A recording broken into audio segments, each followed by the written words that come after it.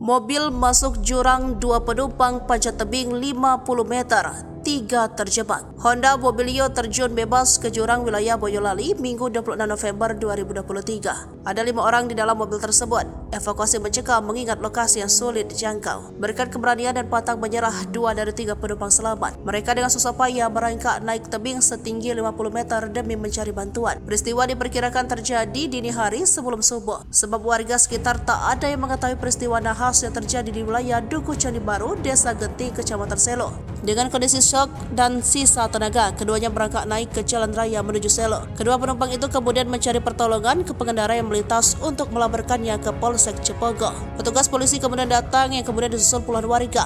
Warga kemudian mengevakuasi 3 korban yang masih terjebak. Ketiga korban dievakuasi oleh warga setempat dari dasar jurang. Selanjutnya korban dilarikan ke Rumah Sakit Umum Daerah Pandang Arang, Boyolali. Mobil itu terjun bebas setelah menabrak guardian besi yang ada persis di samping warungnya. Hingga saat ini mobil das itu masih berada di aliran sungai dasar jurang.